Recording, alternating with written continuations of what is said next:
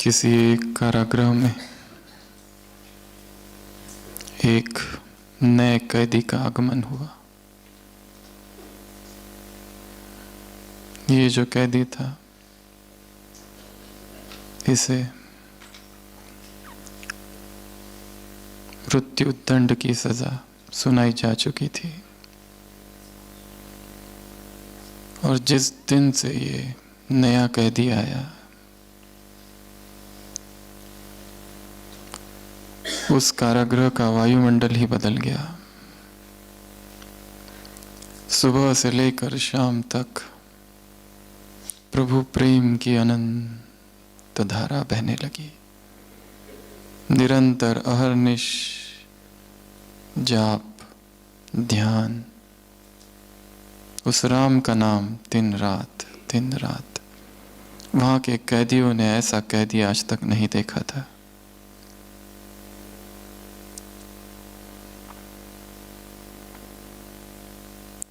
उसने जो चादर ओढ़ रखी थी उसमें भी राम राम राम लिखा था। उसके हाथ में माला थी। दिन रात सारे लोग आश्चर्यचकित थे। ऐसी भक्ति, ऐसा प्रभु प्रेम किसी ने कभी नहीं देखा था। सुबह ब्रह्म मुहूर्त से लेकर तो रात तक बस एक ही रट, ध्यान मग्न होता या तो राम नाम।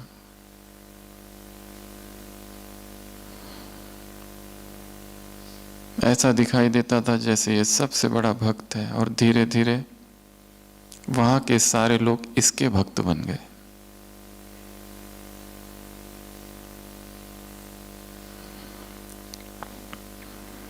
वहां के जो जेलर थे उसे भी आश्चर्यचकित होता था, ऐसा कैदी आज तक देखा नहीं। कई दिनों तक ये सिलसिला चला। लोग उसे देखते थे, आंखों से अश्रु धाराएं बह रही है। हे प्रभु, हे प्रभु, इतनी अनन्य भक्ति। पर एक दिन ऐसा हुआ कि वो जेलर आए, दोपहर हो गई थी। देखा ये अब तक सोया है, ऐसा तो कभी हुआ ही नहीं। ये तो अमृत वेला उठने वाला व्यक्ति आज क्यों सोया है। उन्हें लगा शायद स्वास्थ्य ठीक नहीं है, पर बाकी कैदियों से पता चला स्वास्थ्य तो ठीक है, कल तक ठीक ही था सब, फिर आज क्या हुआ। उसकी माला भी पड़ी हुई है, उसकी चादर भी पड़ी हुई है और वो सो रहा है। उसे पूछते क्या हुआ, आज प्रभु नाम का जाप नहीं करना है? इतने मास से तुम कर रहे हो, आज नहीं करना है। वो कहता है अब क्या फायदा प्रभु नाम के जाप का, अभी जो मिलना था वो तो मिल गया। कल ही ऑर्डर आया है, जो फांसी की सजा थी वो 6 मास के कारावास में परिवर्तित हो चुकी है। अब वो सब करने का क्या फायदा, जो मिलना था वो तो मिल गया। उसी के लिए तो किया जा रहा था सब कुछ, अभी उसकी आवश्यकता नहीं है।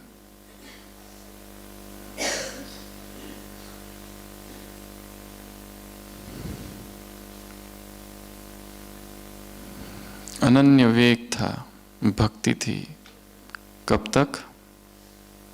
जब तक कुछ मिल ना जाए, और जिस दिन मिल गया वो सब कुछ पूरा हो गया, कुछ भी नहीं रहा। संसार में जो भी भक्ति की जाती है, जो भी मांगा जाता है, जो भी पुरुषार्थ किया जाता है, वो कब तक चलता है? सकाम है वो, जब तक छोटी मोटी लौकिक हद की प्राप्ति नहीं हो जाती। वो सारा अटेंशन, वो सारा ध्यान, वो सारा अवधान, वो तीव्रता, वो लगन, वो सब कुछ खत्म हो गई। किस दिन खत्म हो गई? जिस दिन ये पता चल गया कि अब जो चाहिए था वो मिल गया। यही तो चाहिए था, मरना कोई भी नहीं चाहता।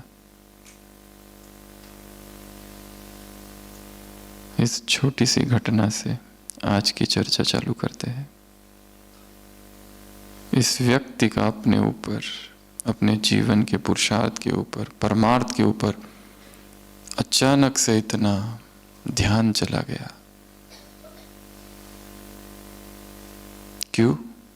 क्योंकि कुछ चाहिए था उसे, और जब मिल गया सब हट गया। अगर ऐसा ही ध्यान, ऐसा ही कंसंट्रेशन, ऐसा ही अटेंशन, ऐसा ही फोकस सभी ब्राह्मण अपने पुरुषार्थ की ओर करते तो बहुत फास्ट गति से उन्नति होगी। नहीं तो कितना लंबे समय से चल रहे, पर वहीं पर है जहां 10 साल पहले थे। इस बीच न मालूम कितनी मुरलियां पढ़ ली, कितनी भट्टियां भी कर ली, पर वो एक विकार, वो एक संस्कार, वो एक एडिक्शन, वो एक कमजोरी, वो एक कमी वहीं की वहीं है, अस्पर्शित। किसी मुरली ने उसे स्पर्श नहीं किया। कोई अमृत वेला वहां तक पहुंच नहीं पाता।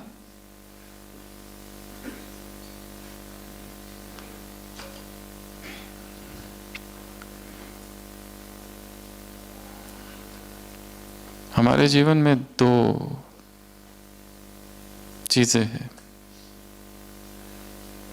2 दिन हैं।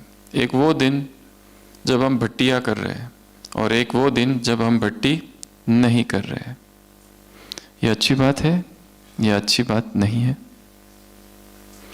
अगर ऐसे 2 दिन हैं कि कुछ दिन भट्टियां चालू है, कुछ दिन नहीं, अर्थात हम कोई भी भट्टी नहीं कर रहे हैं,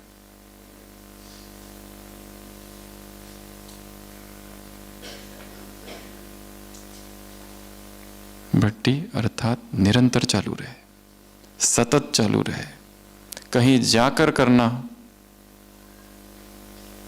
यह इसी बात को इंगित करता है कि शायद जीवन में चालू नहीं है। और आप सभी यहां आए हैं, यह है सार्वजनिक भट्टी। अगर इस भट्टी का रूपांतरण व्यक्तिगत भट्टी में नहीं हुआ तो यहां आना, 4 दिन यहां रहना, केवल और केवल मनोरंजन, बस। यहां से वापस कब जा रहे? कल। पहुंचेंगे कब? परसों? उसी दिन?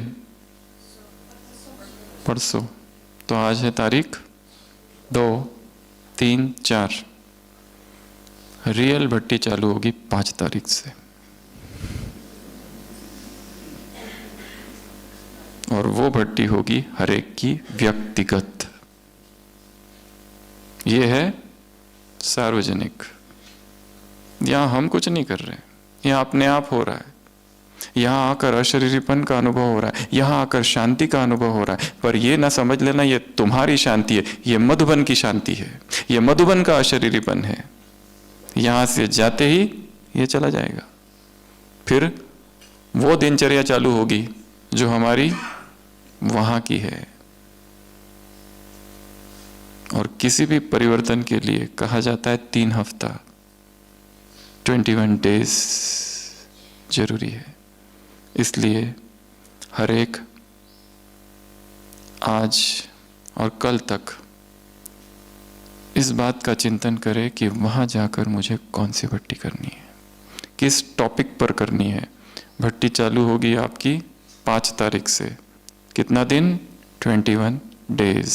और इस भट्टी को गुप्त रखना है, व्यक्तिगत रखना है, किसी से भी इसकी चर्चा नहीं करनी है। और व्यक्ति किस पर होगी? जिसका अमृत वेला नहीं हो रहा है कितने सालों से, समय से, उसका टॉपिक होगा अमृत वेला। 21 दिन में उस एक संस्कार को इतना पक्का कर देना है, दिन रात केवल अमृत वेले के विषय में ही पढ़ो।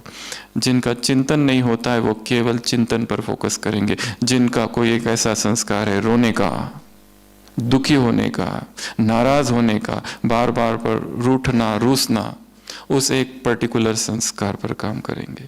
जिसका ऐसा स्वभाव है कि हमेशा कंफ्यूजन है, ये करूं या वो करूं, उस कंफ्यूजिंग संस्कार पर काम करेंगे, बाकी सब चीजें छोड़कर। हाँ, सेवा केंद्र पर रहते हैं, घर पर रहते हैं, जॉब करते हैं, वो सब चालू रहेगा, पर ये भट्टी आंतरिक चालू रहेगी। टॉपिक क्या होगा इसका? कल सुबह अमृत वेला, वो तुमको दिया जाएगा ऊपर से। केवल उस समर्पण भाव से कल सुबह अमृत वेला बैठ जाना। और एक बात, अभी तो यहां सब आ गए हैं, हो सकता है this is the last visit. कोई भरोसा है समय का? ऐसा संगठन शायद फिर कभी ना मिले।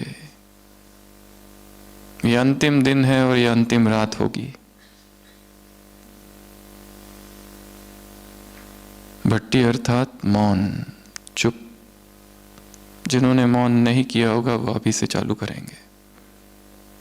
किस भट्टी के लिए? वो जो भट्टी वहां जाके चालू करनी है, उसकी तैयारी।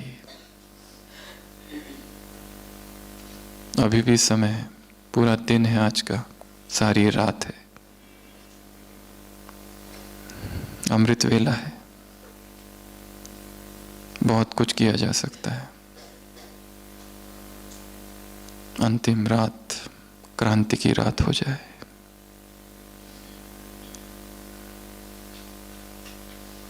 यहां बैठे बैठे खाली क्लासेस नहीं सुननी है, अपने अब तक के सारे जीवन को देखना है।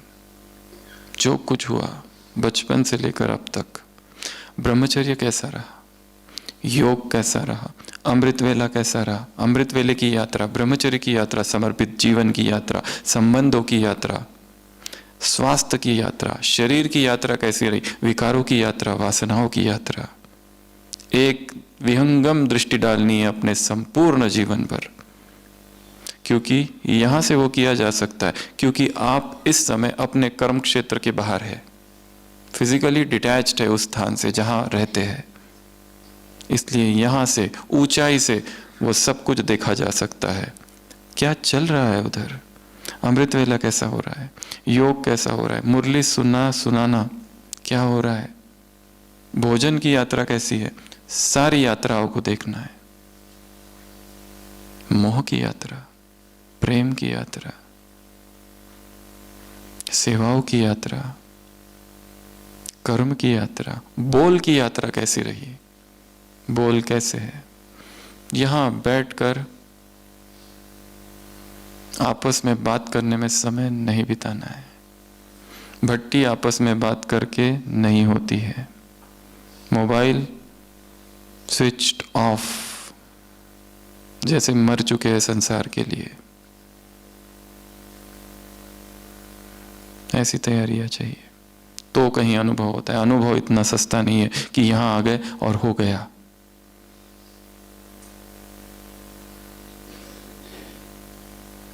भगवान वाच, अटेंशन प्लीज। इसमें हम 7 बातों की चर्चा करेंगे। ये 7 बातें, अगर कोई हमसे ये पूछे कि ब्राह्मण जीवन में सबसे ज्यादा महत्वपूर्ण क्या है, फर्स्ट प्रायोरिटी क्या है, उस अनुसार ये 7 बातें हैं। द हाईएस्ट, जिसको सबसे ज्यादा प्रायोरिटी दी जाए वो कौन सी, सेकंड प्रायोरिटी दी जाए वो कौन सी, third priority, fourth, fifth, sixth और सेवेंथ। सारा कुछ हमने रख दिया ब्राह्मण जीवन का, उसमें से सबसे ज्यादा इंपॉर्टेंट कौन सा है। अगर कोई ये पूछे तो हम क्या कहेंगे। इस तरह की ये चर्चा होगी। तो सबसे पहली बात, जिस पर अटेंशन, अटेंशन अर्थात, अटेंशन शब्द का क्या अर्थ है? अटेंशन अर्थात क्या? ध्यान दो। अटेंशन अर्थात फोकस, अटेंशन अर्थात कंसंट्रेशन, अटेंशन अर्थात अलर्ट, जागरण, वेकफुलनेस। अटेंशन अर्थात सावधान, अटेंशन अर्थात क्या कहेंगे? अटेंटिव हो जाओ, पूरा होश में। अटेंशन अर्थात होश, अटेंशन अर्थात जागरण, अटेंशन अर्थात मूर्छा नहीं, नींद नहीं, आलस नहीं। बाबा ने कहा ना उस दिन, माया के दो रूप, रॉयल आलस, रॉयल अलबेलेपन से माया ट्रायल करेगी। अगर हम अपने संपूर्ण ब्राह्मण जीवन को देखें और कहा जाए कि सबसे मुख्य चीज कौन सी है, कौन है जो सबसे आगे है इस परिवार में, इस यज्ञ में, तो सबसे पहली बात है स्थिति। जिसकी स्थिति आगे वो आत्मा आगे। और एक एक बिंदु जो हम लेंगे साथ, उसके तीन तीन आधार है। कितने समय से कोई ज्ञान में चल रहा है, इसके वजह से कोई आगे नहीं है। किस पद पर, किस पोस्ट में है, कहाँ रहता है, गृहस्थ में है, सेंटर पर है, समर्पित है, सेवाधारी है, गृहस्थ प्रवृत्ति वाला है, उससे कोई फर्क नहीं पड़ता है। यहां पर सबसे आगे कौन है? जिसकी स्थिति आगे है। बाकी सब कुछ है पर स्थिति हिल रही है, डगमग है, उसे आगे नहीं कहा जाएगा। कुछ ऐसी सेवाएं कर रहे, वो सेवाओं से स्थिति ही डिस्टर्ब हो गई है, तो क्या कहा जाएगा? ये आत्मा आगे है ना। और स्थिति का आधार तीन चीजें हैं, ज्ञान, योग और पवित्रता। इन तीनों में से कुछ भी एक खंडित हुआ, कम हुआ, तो स्थिति हिलेगी। एक एक पेज पर एक एक पॉइंट लिखना है, 7 पेजेस पर 7 पॉइंट्स। सबसे पहला पॉइंट स्थिति, उसमें ये तीन बातें। ज्ञान अर्थात केवल मुरली जाकर सुनना, पढ़ना, सुनाना, लिखना, ये नहीं है। चिंतन करना, मनन करना, यहां तक भी नहीं है। डिस्कस करना, ये एक भाग है उसका। ज्ञान अर्थात खोज सत्य की। ज्ञान अर्थात सूचनाएं नहीं, सूचनाएं बहुत एकत्र कर ली है, ये हम आत्मा है, वो परमात्मा है, ये संगम युग है, परमात्मा आया हुआ है, वो परम धाम है, ये सीढ़ी है, ये संगम युग है, ये ब्रह्मा है, संगम युग, ये सतयुग आने वाला है, ये चक्र है। सूचनाओं को ज्ञान नहीं समझ लेना।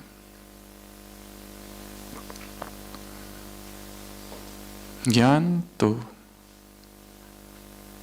अनुभूति है।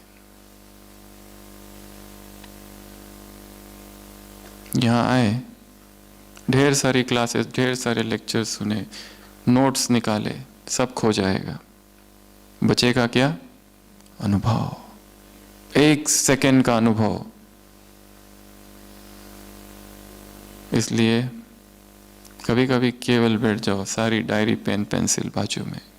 यहां बैठे हुए भी बहुत ज्यादा कुछ नहीं लिखना, क्योंकि जो हम बताने वाले हैं बहुत सारी चीजें आप पहले ही जानते हैं, शब्द दूसरे होंगे बस। यहां बैठे बैठे ही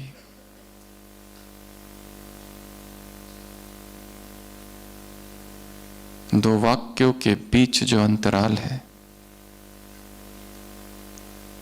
वहां अपने आप को देखना है, अपने ही जीवन की यात्रा देखते जाना है, सुनते सुनते ही।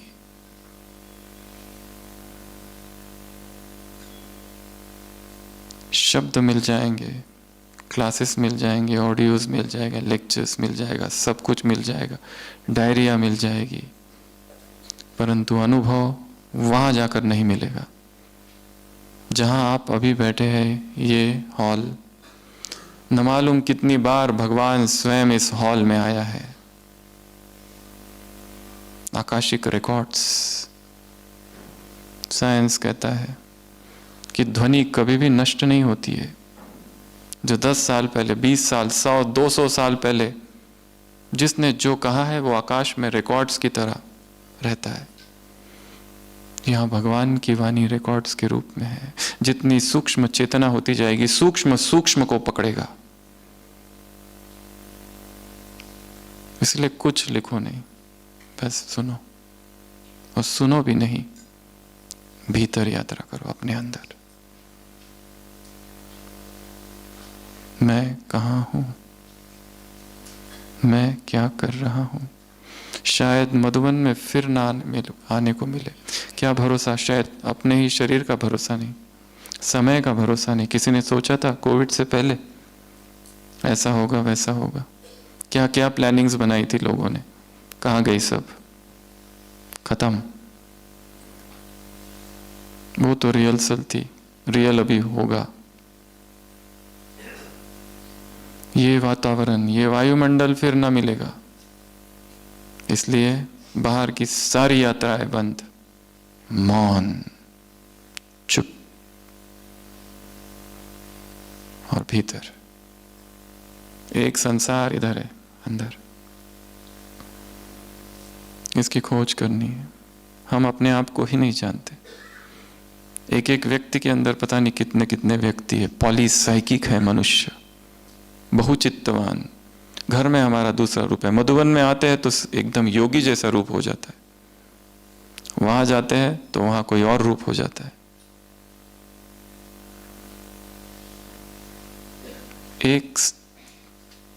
एक हो जाना, इंडिविजुअल, बी इंडिविजुअल, बहुत बड़ा वाक्य है ये। हम इंडिविजुअल नहीं है, हम में कितने कितने लोग भरे हैं, कितनी कितनी मान्यताएं हैं, दूसरों के विचार है, इसलिए हम भटक गए। मधुबन में आने का एक लक्ष्य है उस कालखंड में प्रवेश जहां ब्रह्मा यहां था, दादिया यहां थी। अपनी फ्रीक्वेंसी को इतना सूक्ष्म कर देना कि हम उनके साथ मैच कर सके, और वही अनुभव यहां हमें हो जाए। वो 1 सेकंड का अनुभव काफी है परिवर्तन के लिए, 1 सेकंड का अनुभव। और ये सारा जो कार्यक्रम है, ये सारी जो प्रोसेस है, उस सेकंड के अनुभव के लिए है। बस वो अनुभव हो जाए, और वो अनुभव प्रयत्न से नहीं होगा, बस समर्पण से होगा। वो दिया जाएगा ऊपर से, हम तैयार रहे। इसलिए कहा किस टॉपिक पर भट्टी करनी है हर एक को, वो कल सुबह अमृत वेले दिया जाएगा। समय सुबह 2 से 5 के बीच।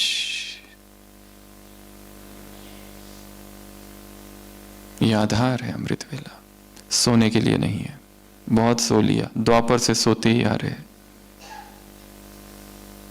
जागरण का समय है। यहां से संकल्प लेकर जाना है, और उस संकल्प रूपी बीज को 21 दिन तक पानी देना है, पर वो गुप्त रखना। और जो अनुभव भी होगा 21 दिनों में, वो किसी से शेयर नहीं करना, चुप। तो ब्राह्मण जीवन में अगर पूछा जाए प्रायोरिटी क्या है, तो प्रायोरिटी है स्थिति। स्थिति का आधार ज्ञान, ज्ञान की गहराई में जाना है। जहां हमने समझा है वहां तक नहीं, बहुत डीप है वो। और उसके लिए बहुत मौन चाहिए, बहुत एकांत चाहिए, बहुत अंतर्मुक्ता चाहिए भीतर। इसलिए रोज की दिनचर्या में इंटरमिटेंट साइलेंस, कुछ समय ऐसा निकालो जहां मौन हो जाए, ना किसी से बात करेंगे ना कुछ, चुप। डिजिटल साइलेंस, चुप। दूसरा योग। किसी के पास ज्ञान बहुत है,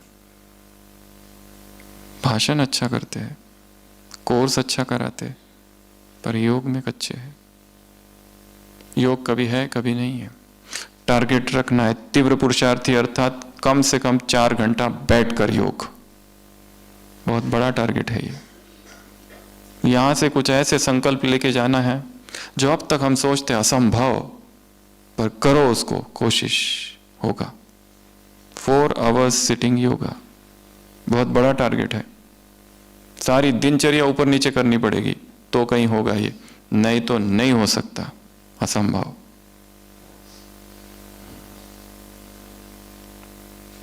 सोच, साइलेंस कुछ समय, 4 आवर्स, 3 आवर्स, 2 आवर्स, जितना हो सके उतना साइलेंस। पुरुषार्थ में हर चीज एक दिन में नहीं होती है, slowly slowly slowly slowly slowly. Alice in Wonderland नाम की एक किताब है, उसमें एक वाक्य आता है, एलिस एक स्वप्न जगत में पहुंच गई है, छोटी सी बच्ची है, वहाँ पर एक पार्टी में जाती है, वहाँ पर वो मैड हैटर कहता है, मैं हर दिन नाश्ते से पहले 6 असंभव बातें करता हूँ। मैं हर दिन नाश्ते से पहले 6 असंभव सी बातें करता हूँ। इसलिए टारगेट वो रखना है जो सिंपल वाला है, वो नहीं, not failure but low aim is crime. असफलता नहीं, परंतु छोटा लक्ष्य रखना अपराध है। बहुत ऊंचा लक्ष्य रखो और थोड़ा थोड़ा इंच बाय इंच उसकी तरफ पहुंचते जाओ। तो योग एटलीस्ट 4 आवर्स संकल्प करके जाना है यहां से। बहुत सो लिए, बहुत सो लिए, आज के बाद बिल्कुल नहीं, 2-2.5 दैट्स इट। उसके बाद में सोना अर्थात आलस। बहुत बड़ी दिनचर्या परिवर्तन करनी पड़ेगी इतने बड़े टारगेट के लिए। इतना ऊंचा लक्ष्य है, जितना ऊंचा लक्ष्य है उतनी बड़ी कुर्बानी भी देनी पड़ेगी। वो रात का सारा समय जो व्यर्थ जा रहा है बातों में, इंटरनेट पर, मीडिया पर, व्यर्थ की मीटिंग्स में, वो सब हटाना पड़ेगा, तब कहीं होगा ये। और वो एक दिन का पुरुषार्थ नहीं, सतत, निरंतर। क्योंकि जो कुछ टचिंग होगी वो उसी समय होती है। 3:30 के बाद तो सारे ब्राह्मण परिवार जाग जाता है, बाबा के काउंटर पर भीड़ लग जाती है, सुबह सुबह खाली होता है वो।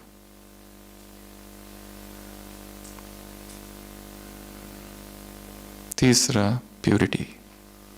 जिसकी प्यूरिटी सब कुछ करने के बाद भी खंडित होती है, जिसका ब्रह्मचर्य अभी भी चरमरा रहा है, वो अभी इस भट्टी से संकल्प करके जाएंगे और यहां से जाने के बाद 21 डेज अनइंटरप्टेड निष्कंटक ब्रह्मचर्य धारण करेंगे। कोई भी संकल्प, कोई भी विचार, कोई भी वासना, कोई भी अर्ज, कोई भी टेम्पटेशन, कोई भी फैंटेसी, कोई भी कल्पना, कोई भी संबंध, कोई भी वार्तालाप, कोई भी दृश्य, कोई भी वृत्ति में कहीं पर भी काम का जरा भी 1% भी सेंसेशन ना हो। अनटच्ड ऐसा ब्रह्मचर्य। अपनी अलग से ब्रह्मचर्य की भट्टी करनी है और इस 21 दिन में दूसरा कुछ पढ़ना ही नहीं है, दिन रात एक ही टॉपिक पढ़ना है, ब्रह्मचर्य ब्रह्मचर्य ब्रह्मचर्य, purity purity purity, nothing else.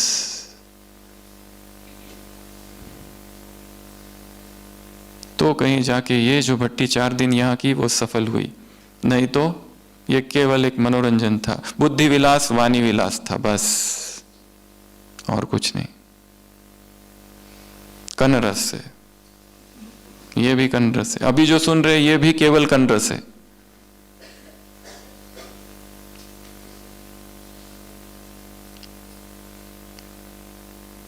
इसके लिए ये बहुत अच्छा है, वो बहुत अच्छा है, ये क्लास वो क्लास, ये सब भी माया ही है। भाई जी आपका क्लास बहुत अच्छा था, गेट लॉस्ट। किया क्या? फॉरवर्ड, और कुछ नहीं किया उसका, तो क्या मतलब है उसका?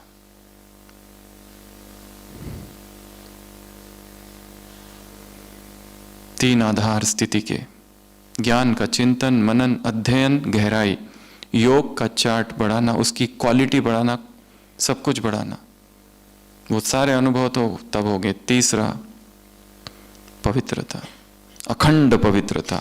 भगवान को और कुछ नहीं चाहिए, पवित्रता चाहिए। बाप तुमसे भीख मांगते हैं, एक जन्म, एक दिन। जिसने एक दिन ब्रह्मचर्य को धारण कर लिया वो दूसरे दिन धारण करने की हिम्मत को जुटा लेता है। जिसने 2 दिन कर लिया वो 3 दिन, 4 दिन, 5 दिन, पावर बढ़ती जाती है।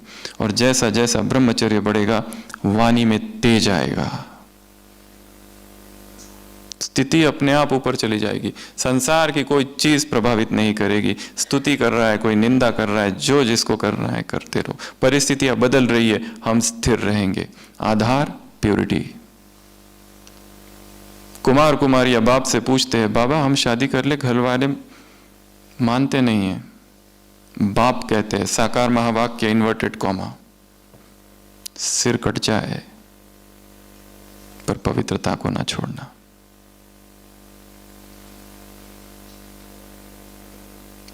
दूसरी सर्वश्रेष्ठ चीज, दूसरी प्रायोरिटी, आत्मा की 3 शक्तियां, भटकता चंचल मन, भटकती बुद्धि और पुराने संस्कार। ये प्रायोरिटी है हमारी। इन पर सबसे ज्यादा काम करना है। मन अभी भी चंचल है, उस चंचल मन को वश में करने के लिए क्या किया हमने? कुछ किया? योग में कोई कहो कि बैठो, क्या 1 घंटा बिल्कुल स्थिर होकर बैठ सकते? उंगली भी ना हिले। कभी इधर कभी इधर, कभी पैर, कभी कुछ, कभी खुजली, कभी कौन आया कौन जा रहा है, सारा ध्यान है। ये कैसी योग की स्थिति है? योगी अर्थात स्थिर। सबसे पहला काम पोस्चर पर करो, बैठने पर।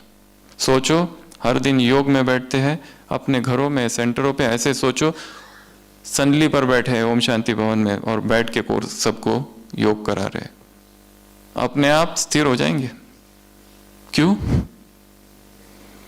स्टेटस का सवाल है। सब देख रहे, आंखें घूर घूर के। तुम विश्व की स्टेज पर है, ये सोचो हमेशा। तो पहला होमवर्क अमृत वेला, बीच बीच में होमवर्क बताते जाएंगे, उस पर काम करते जाना है। दूसरा होमवर्क बताया योग का चार्ट, 4 आवर्स साइलेंस, इंटरमिटेंट बीच बीच में जितना हो सके। और अभी बता रहे हैं बैठना, स्थिर स्थिर बैठने का अभ्यास करना है। जितना पानी स्थिर होगा उसमें जो ऊपर का चंद्रमा का प्रतिबिंब होगा, उस झील में निस्तरंग झील बन जाए चेतना। मन को वश में करना। मन कहाँ भागता है उसकी स्टडी करना है। किस ओर जाता है? 2 ही चीजों की तरफ जाता है, या तो अतीत या भविष्य। पास्ट में जाएगा या तो फ्यूचर में जाएगा। समझना है उसकी चंचलता को देखना है। अभ्यासेन तु कौन्तेय वैराग्येन च गुह्यते। अभ्यास और वैराग से, हे अर्जुन, हे कुंती पुत्र, इस मन को वश में कर। चंचल मन कृष्ण, मैं क्या करूं, कैसे मन को वश में करूं? तो भगवान का उत्तर है अभ्यास और वैराग्य। Practice practice practice. मन भागता है, फिर लाओ उसे। रोज एक काम करना है, अनदर होमवर्क। 4 धाम की यात्रा हर दिन होनी चाहिए। कैसे? मन से। यहां से जाने के बाद बाबा की कुटिया में आओ। उदास हो जाओ तो बाप की कुटिया में बाप से रूरियान करने पहुंच जाओ। शक्तिशाली बनने का संकल्प हो तो शांति स्तंभ पर पहुंच जाओ। व्यर्थ संकल्प बहुत चले तो हिस्ट्री हॉल में आ जाओ। बाप समान बनना हो तो बाबा के कमरे में आ जाओ। रोज सुबह या शाम या जब भी हो, आंखें बंद और अमृत वेला, किसी भी टाइम मधुबन के 4 धाम की यात्रा करनी है। ठीक है? ये तो आसान काम है। और केवल आना नहीं है, वहां कुछ करना है। उस आने को क्रिया से साथ जोड़ देना है।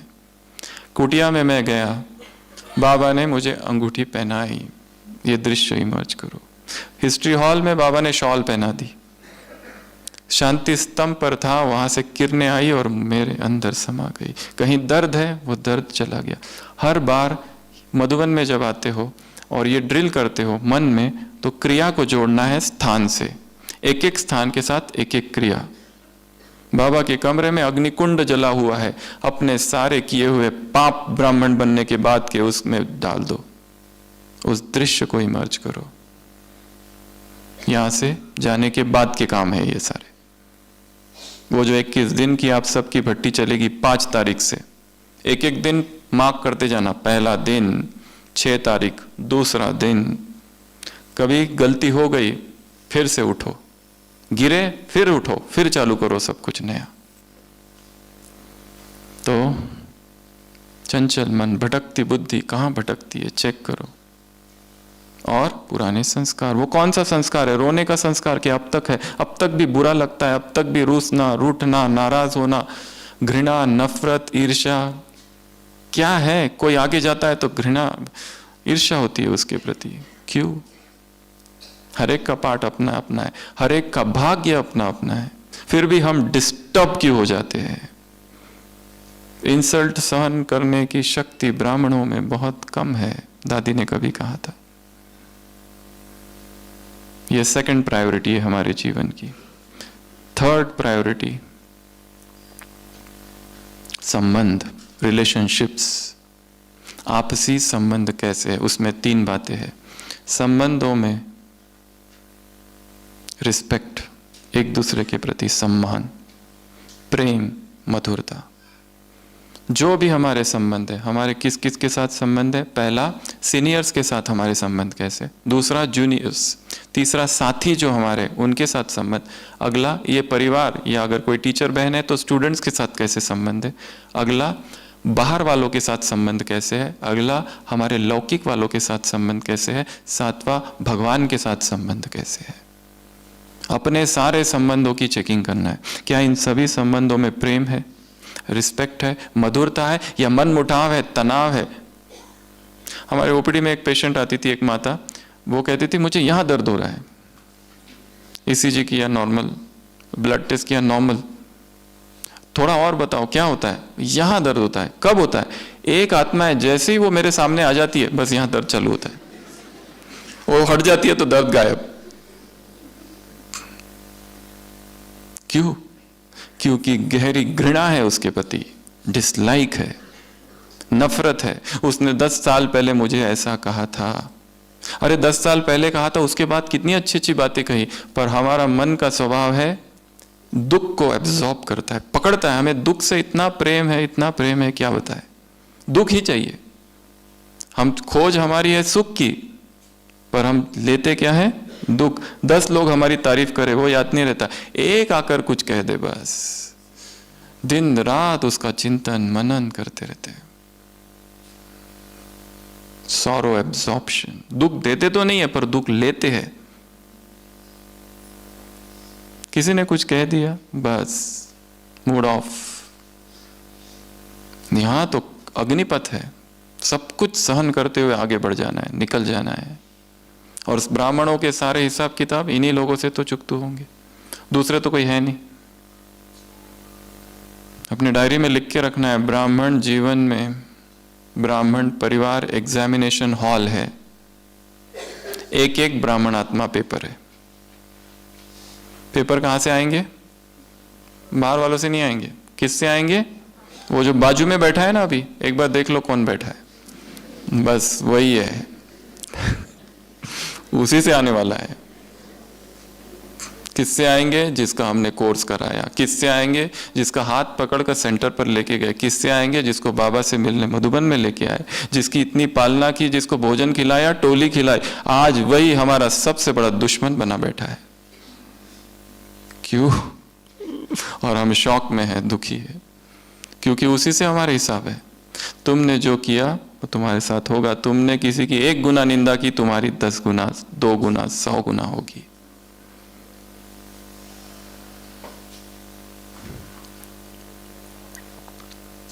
तो तीसरा, संबंध। संबंधों पर भट्टी करनी है कि मेरे संबंध ऐसे कटु क्यों है, क्यों तनाव है। अपने बॉस के साथ क्यों रोज झगड़ा होता है, घर में पत्नी के साथ, पति के साथ, बच्चों के साथ। क्या करे जो इन संबंधों को ठीक किया जाए। अंग्रेजी में शब्द है साइकोलॉजिकल डिस्टेंसिंग, थोड़ा दूर हट जाओ।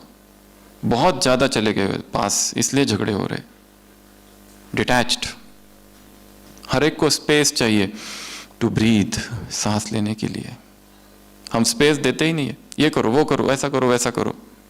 वो चाहे छोटा बच्चा हो, उसको भी जगह चाहिए। डिटैच्ड। करने दो उसको, थोड़ी देर छोड़ दो, सबको छोड़ दो।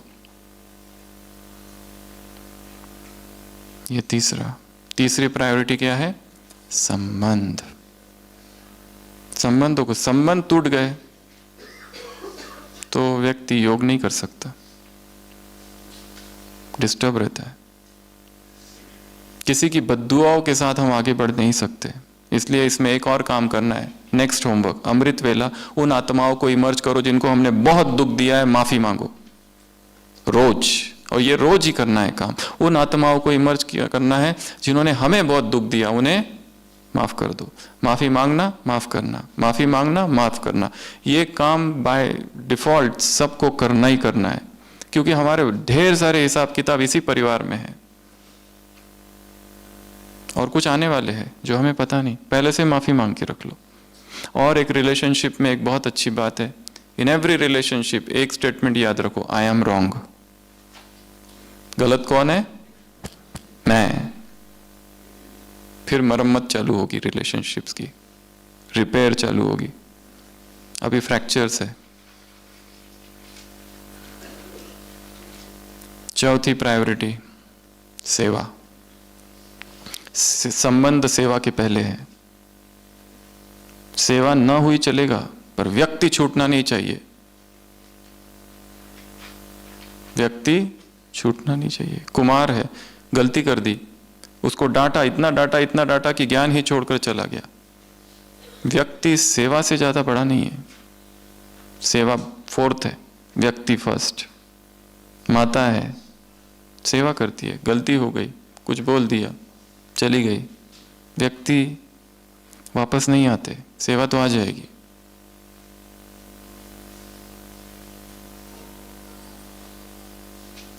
किसी सेंटर पर एक बहन जी थे, सभी क्लास के स्टूडेंट्स ने कुछ सेवा दी, वो किसी छोटी बहन को रखने के लिए दिया, उसने वो गुम कर दिए सारे।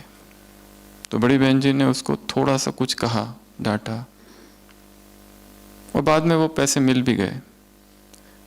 बड़ी बहन जी अनुभव सुना रही थी, विदेश की कहानी है, कि उस बात को 30 साल हो गए। उसके बाद वो बहन और हम दोनों ने मिलकर बहुत सारी सेवाएं की साथ में, पर वो क्रैक अब तक है जो तब लगा था। इसके लिए व्यक्ति को छोड़ना नहीं है, व्यक्ति इज मोर इंपॉर्टेंट। पैसे आ जाएंगे, सब आ जाएगा, सेवाएं आ जाएगी, व्यक्ति जो चला गया वो नहीं आएगा, फिर रोते बैठोगे। हम सोचते तो है कि मेरा पति ज्ञान में आ जाए, पर उसके प्रति एक घृणा भी तो है। वो इतना शराब पीता है, नॉनवेज खाता है, सब करता है गलत काम। हम चाहते हैं कि वो ज्ञान में आए, शायद उसके ज्ञान में आने में हम ही सबसे बड़े बाधा है। हट जाओ, वो अपने आप आ जाएगा, क्योंकि उसका कल्याण तो करना चाहते, पर कल्याण के पीछे एक सूक्ष्म घृणा भी है उसके प्रति। जब तक वो घृणा नहीं हटती, उसका कल्याण नहीं हो सकता।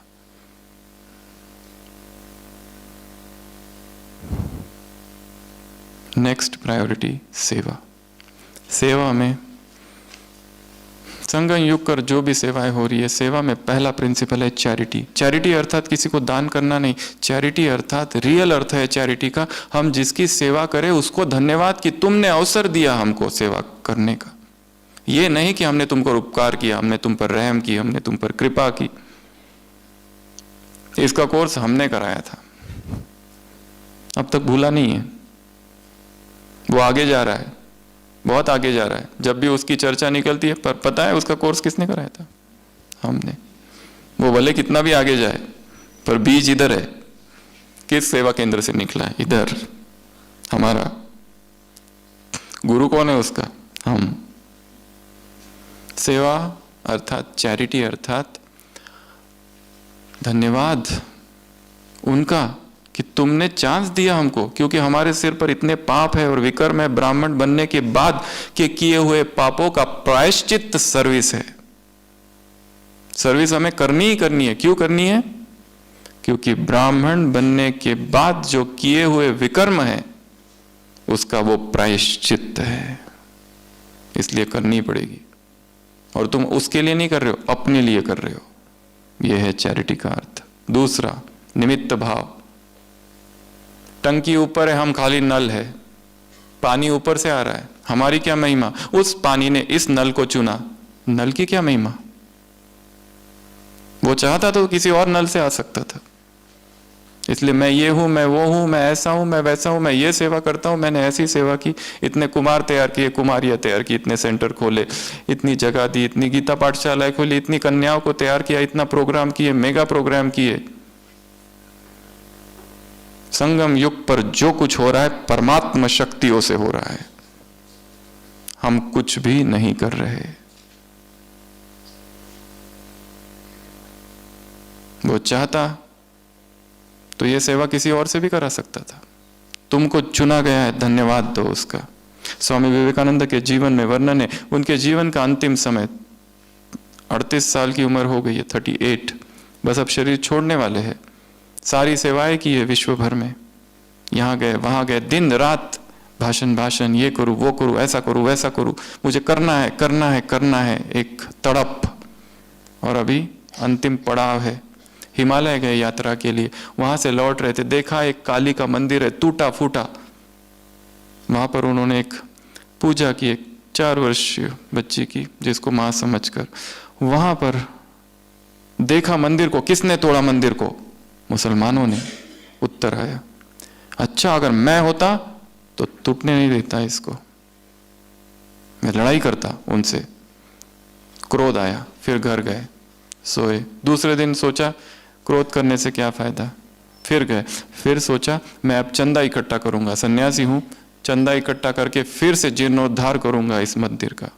घर गए, रात में स्वप्न आता है, मां काली कहती है कि तुम मेरी रक्षा करते हो या मैं तुम्हारी? क्या सोच रहे हो कि मैं रोक देता? अरे क्या मुझ में इतनी शक्ति नहीं है कि मैं चाहूं तो अपने दुनिया भर में मंदिर बना सकती हूं? डू यू प्रोटेक्ट मी और आई? बस तब से छोड़ देते हैं वो सब। जो हो रहा है होई सोई जो राम रची राखा, को करी तर्क बढ़ावे साखा। सब कुछ वो करा रहा है, हम कहां हैं? हम कहीं पर भी नहीं है। अध्यात्म अर्थात एम्प्टिंग यूरसेल्फ एंड इफेजिंग यूरसेल्फ। अपने आप को खाली कर दो और अपने आप को मिटा दो, ये 2 परिभाषा है अध्यात्म की। Empty yourself and इफेज yourself. सेवा अर्थात सबसे पहली बात क्या बताई? चैरिटी। दूसरी निमित्त भाव। और तीसरा निस्वार्थ। मेरा कोई स्वार्थ नहीं है, जो कुछ कर रहा हूं अपनी सेवाओं को भूलते जाओ। सेवा की भूलो आगे बढ़ो, सेवा की भूलो आगे बढ़ो। किसका कल्याण हो रहा है, क्या हो रहा है, वो भी हमें जानने की आवश्यकता नहीं है। हम करते इतनी सेवा, उसके 50 फोटो और भेजते, अभी देखो, सारे देखने पड़ेंगे, हमने सेवा की है। ये सेवा नहीं है, ये मैं का विस्तार है।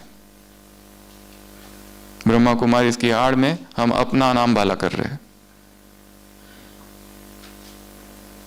तो सेवाओं में हो सके तो जितना हो सके सेवा की भूल जाओ, आगे बढ़ो, सेवा की भूल जाओ। ये नेक्स्ट प्रायोरिटी सेवा। सेवा के बाद हेल्थ। ब्राह्मण इसको भूले हुए हैं, इसलिए इतने सारे ब्राह्मण हैं, इतना शुद्ध भोजन करते, सब कुछ करते, किसी के बाहर का हाथ का खाते नहीं, खुद ही बनाते, सब करते, फिर भी सब बीमार है। ऐसा कोई है जिसको ये कह सकते कि मुझे पेट की कोई समस्या नहीं है? कुछ ना कुछ तो है ही। किसी को नींद नहीं आती, किसी को कुछ होता है, किसी को हार्ट अटैक आता है, किसी को कुछ ना कुछ होते ही रहता है। 3 प्रकार के नियम हैं। एक है सरकार के नियम, जिसको हम बड़ी कड़ाई से पालन करते हैं, डरते हैं। क्यों? तोड़ दिया तो सीधा जेल, सीधा दंड। कोई आराम से ट्रैफिक तोड़ के जाता है क्या? कभी नहीं जाएगा, बहुत ज्यादा जागृत है। दूसरे नियम है ईश्वरीय नियम, यहाँ के श्रीमत, वो भी कभी करते कभी नहीं करते, थोड़ा थोड़ा करते। और तीसरा जो तो बिल्कुल ही नहीं करते, वो है प्रकृति के नियम। जो प्रकृति के नियमों को तोड़ेगा वो बीमार पड़ेगा। और प्रकृति का पहला नियम है वही खाओ जो प्रकृति ने जिस रूप से तुम्हें दिया है। अपक्व आहार, अनकुक्ड, नेचुरल फ्रूट्स, वेजिटेबल, अंकुरित, जूसेस,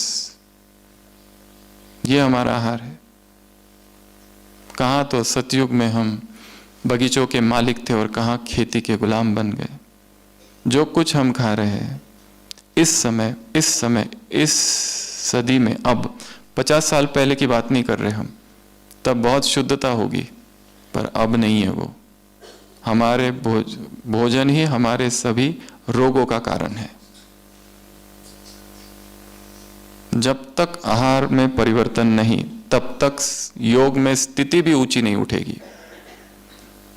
जब तक आहार हमें खींचे हुए, बांधे हुए है, बस दिन रात खाऊं खाऊं खाऊं खाऊं चल रहा है। सबसे ज्यादा देहभान में लाने वाला भोजन है। हम कहते हैं भोजन जैसा वैसा मन, वो नहीं, उसके भी आगे।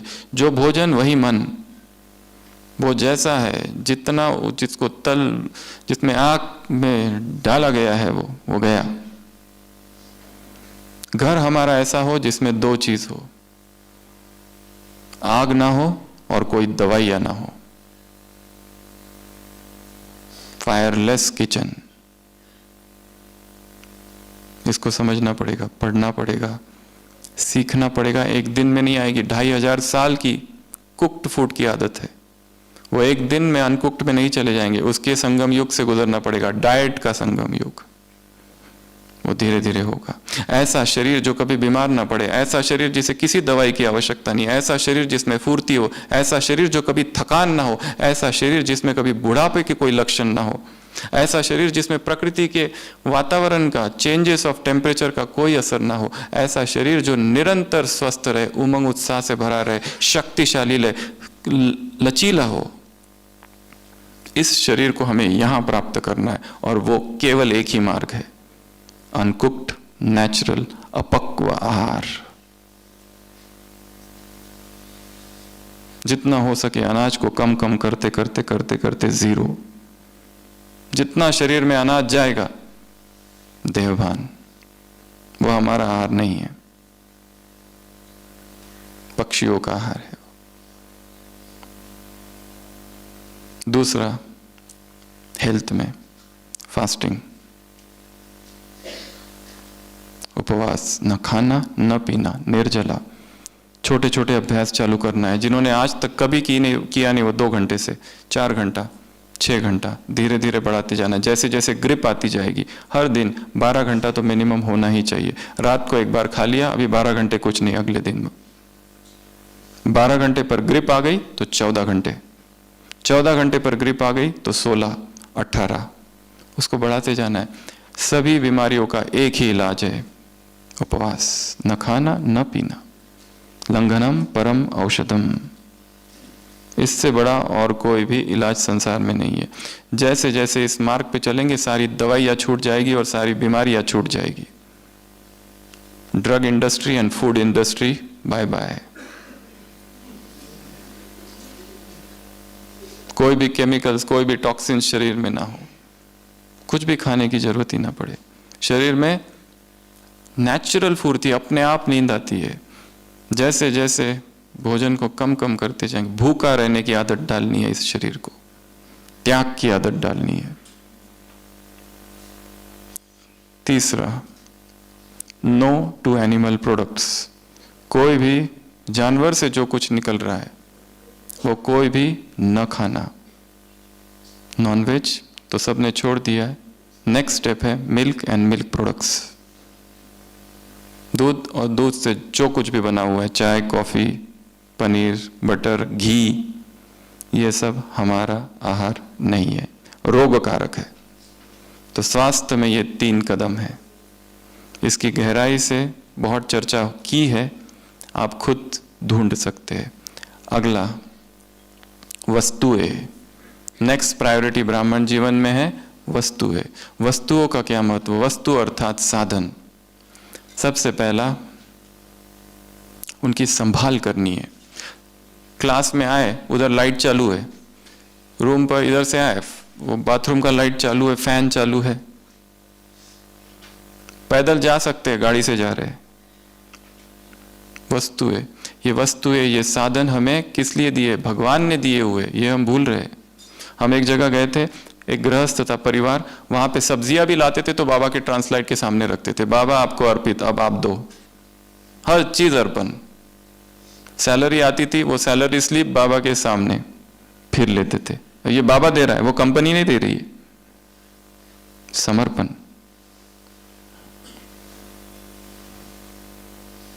वस्तुओं की सबसे पहली बात संभाल। दूसरा, वेस्टेज नहीं, न पानी का वेस्टेज, न इलेक्ट्रिक का वेस्टेज, न पेट्रोल, न डीजल। हमसे कुछ भी वेस्ट ना हो, कुछ भी चीज वेस्ट ना हो। भोजन इतना सारा ले लेते थाली में, देखा है भोजन के बाद वो जो कितना उसमें डाल देते हैं। अगर जब खाना ही नहीं है तो लिया क्यों?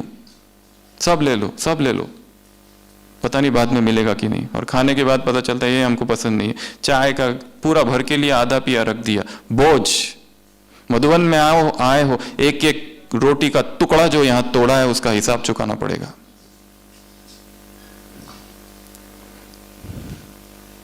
जितना चाहिए उतना कम ही लो, चाहिए तो वापस लो, वापस लेने की जरूरत ही ना पड़े। वास्तव में पेट जो है ना हमारा, खा खा के फूल गया है, उसको इतनी आदत पड़ गई है, अब उसको वापस सिकुड़ना है। एलिमेंट्री रूडिमेंट्री स्टेज जो सतयुग में पेट था छोटा सा, उसको तो जरूरत ही नहीं थी वहां पर। वो इवोल्यूशन के प्रोसेस में बड़ा हुआ है खा खा कर। उसको कम खाने की आदत डालो तो पता चलेगा कि कितना कम हम चाहिए हमें जीवित रहने के लिए। एक गिलास जूस और पूरा दिन आराम से निकल जाता है, किसी की जरूरत ही नहीं। ऐसी ऊर्जा प्रकट हो शरीर में, डिटॉक्स हो जाए शरीर पूरा, टॉक्सिन से निकल जाए, सारे विष द्रव्य बाहर। जितना शरीर आते स्वच्छ होगी उतनी भूख कम, जितना उसमें कचरा और मल भरा है उतनी बीमारियां और भूख ज्यादा। अभी भी नाश्ता किया, अभी भी खाना है, अभी टोली, 3 बार भोजन, 4 बार टोली, और हम हैं महान तपस्वी राजयोगी। ये है हम। वहां जा रहे हैं तो शाम को सैंडविच, फिर भोजन, फिर पोहा, फिर ये, फिर वो। त्याग मूर्त आत्मा हूं, स्वमान लिख रहे हैं। नुमा शाम का योग, कब शिव की याद रहेगी तब, क्योंकि कब बजता और कब भागू। सुखधाम तंदूरी, आहा आनंद आ गया। मैदा और मैदे से बनी हुई कोई भी चीज हमारा आहार नहीं है। बेकरी और बेकरी प्रोडक्ट्स हमारा आहार नहीं है। वो जितना खाएंगे उतनी कब्जी और उतनी बीमारियां। Constipation is a universal disorder. Fasting. No to animal products. ये था भोजन का। हम थे वस्तुओं पर। वस्तुओं में या साधनों में सबसे पहली बात संभाल करनी है उसको। जो दिया गया है, ऐसा नहीं कहीं पे भी बैग रख दी और पर्स रख दी और फिर ढूंढते फिर रहे, कोई चिंता ही नहीं है। वस्तुओं की संभाल करनी, एक एक छोटी छोटी चीज हमारे पास है। रुमाल है, ये समझो मुझे बाबा ने यज्ञ का दिया हुआ है, ये वेस्ट नहीं।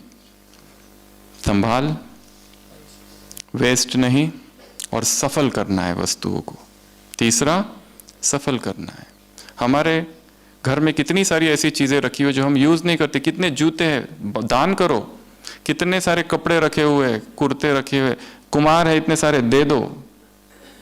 कितने स्वेटर रखे हुए पता नहीं, कितने जूते, कितने स्वेटर, कितनी साड़ियां, सब ठूस ठूस के अंदर लॉक में रखा हुआ है, पर हम किसी को देंगे नहीं, बांट दो। एक नेक्स्ट लास्ट पॉइंट, पैसा। सबसे लास्ट प्रायोरिटी रखा है इसको। इसमें भी सबसे पहली बात सच्चाई से कमाना है, ईमानदारी से कमाना है, बाबा की याद में कमाना है। भाइयों के लिए पैसा कमाना अर्थात भगवान की याद में कमाया हुआ पैसा हो। कम मिले तो चलेगा, पर किसी के पेट पर लात नहीं मारनी है। कम मिले तो चलेगा, परंतु 2 नंबर का ना हो। कम मिले तो चलेगा, गरीब ही ठीक है, परंतु वो हमारे पसीनों का हो। मेहनत करनी है। एक दूसरा, फिर से इसमें वही पॉइंट, इकोनॉमी। हम पैसा कहाँ कहाँ वेस्ट करते हैं, आप सबको होमवर्क दे रहे हैं, उसकी लिस्ट बनाना आज। हम पैसा कहाँ कहाँ वेस्ट करते हैं, अननेसेसरी परचेसिंग, क्लिक और आ जाती है चीज, परचेस ही परचेस करते रहते, दिन रात परचेस, जो चीज चाहिए नहीं, जो पहले अभी खोली भी नहीं तो दूसरी मंगा ली। ये भी एक एडिक्शन है ऑनलाइन परचेसिंग का,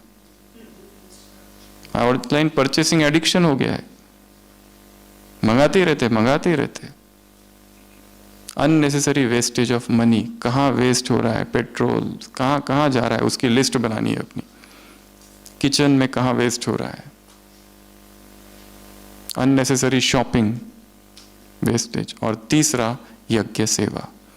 सबसे अच्छा उपयोग पैसों का कौन सा है, इस यज्ञ में दे देना, अपने लिए रखना, भविष्य के लिए रखना, बचा हुआ यज्ञ में दे दो, सफल होगा यहां पर। तो ऐसी ये 7 बातें हैं, फिर से रिवाइज करते हैं। सबसे पहली प्रायोरिटी जीवन में स्थिति के ऊपर कुछ भी नहीं है, आधार ज्ञान योग पवित्रता। दूसरी प्रायोरिटी आत्मा की 3 शक्तियां, मन क्यों भटकता है, मन क्यों चंचल है, बुद्धि क्यों भटकती है, और पुराने संस्कार अब तक क्यों नहीं गए। तीसरा, संबंधों को ठीक करना है, यहां बैठकर प्लानिंग करनी है, अभी यहां वहां जाके वहां के संबंधों की, यहां मधुबन में अभी 1 दिन है आपके पास, प्लानिंग करनी है। क्या करूं, किसी से माफी मांगना है तो माफी मांगो 6 मास तक, मन ही मन, जब तक वो माफ ना कर दे। माफ कर दिया उसकी निशानी, एकदम हल्कापन आ जाएगा एक दिन। अगर वास्तव में जाके माफी मांगनी है तो वो भी कर दो, हमारी वजह से किसी का भी दिल ना दुखे। अगर दुखाया है शब्दों से, कटु वचनों से, कमेंट से, तो माफी मांगो। डायरेक्ट मांगने में शर्म आती है तो मन में मन रोज मांगते रहो। अगला, सेवा में चैरिटी, तुम्हारा धन्यवाद जो तुमने अवसर दिया। नेक्स्ट, निमित्त। और तीसरा, निस्वार्थ। अगला, हेल्थ में जितना हो सके यात्रा चालू करनी है, एक नई यात्रा। अब तक जो खाया है, अभी भगवान का पकाया हुआ जो है, सूर्य का पकाया हुआ है, जो नेचुरल है, जो प्राकृतिक है, जिसमें प्राण ऊर्जा भरपूर है, ऐसा भोजन जिसमें हमारे शरीर में विकारों की उत्पत्ति ना हो। नहीं तो जो हम खा रहे हैं वो उत्तेजना वाला है, अत्यंत तीखा है, मीठा है, मसाले वाला है, वो विकारों को उत्तेजित करता है अंदर ही अंदर। जितना आहार योगियों जैसा होगा, पवित्र होगा, शुद्ध होगा, सात्विक होगा, अपने आप उत्तेजनाएं शांत हो जाएगी। जो लोग ब्रह्मचर्य के लिए सब कुछ किया है फिर भी नहीं हुआ, go for 3 months raw challenge, अपने आप ब्रह्मचर्य आ जाएगा, अपने आप कुछ भी किए बिना। नेक्स्ट, फास्टिंग का अभ्यास करना है, बढ़ाना है। तीसरा, नो टू एनिमल प्रोडक्ट्स, पराई माँ का दूध हमारे लिए नहीं है। दूध लेना ही है, बादाम का दूध, सोया मिल्क, नारियल का मिल्क, मूंगफली का दूध, ये सब दूध है, काजू का दूध, ये सब प्रयोग किए जा सकते हैं। पर वो उसको हटा दो, वो तब होता होगा 50 साल पहले, पर आज के युग में नहीं। इसकी डिटेल चाहिए तो ढूंढ सकते, बहुत सारा लिटरेचर अवेलेबल है। वो जो पेन और अत्याचार उन जानवरों पर होता है, वो अगर दिखाया जाए तो कोई हाथ भी नहीं लगाएगा उस दूध को। जो आह होती है उस गाय की, उसे जो पीड़ा पहुंचती है, और जो दूध हमारे पास आ रहा है, वो हमारा आहार नहीं है। अगला, वस्तुओं की संभाल करनी है, और जो हमारे पास एक्स्ट्रा है वो क्या करो, दान कर दो, संभाल करनी है। अगला, वेस्ट नहीं करना है, पानी, इलेक्ट्रिसिटी, डीजल, पेट्रोल, सोचो ये सब यज्ञ का है। भोजन जितना चाहिए बस उतना ही थाली में लो, वेस्ट ना हो। अगला, सफल करना है सब चीजों को। लास्ट, पैसा कमाना कैसा है, सच्चाई से। कम मिला तो चलेगा, गरीब रहे तो चलेगा, वो पैसा नहीं चाहिए। बाप कहाँ आते, गरीबों की झोपड़ी में आते हैं जहां पर सूखी रोटी है। बाप वहां नहीं जाते जहां 56 प्रकार के भोग है। नाहम वसामि वैकुंठे ना योगिनाम हृदय न च मदभक्ता यत्र गायन्ति तत्र तिष्ठामि राधर। जहाँ सच्चाई है वहां मैं हूं हे नारद, अमीरों के पास मैं नहीं हूं। अगला, इकोनॉमी करनी है, सीखनी है पैसों की इकोनॉमी, प्लानिंग करनी है पैसों की, और लास्ट यज्ञ सेवा में सफल करना है। तो ऐसे ये 7 स्तंभ है, 7 पिलर्स है, 7 प्राथमिकता है, 7 वरीयता है, 7 प्रायोरिटीज है। इसी प्रायोरिटीज में इसको देना है महत्व। अच्छा, ओम शांति।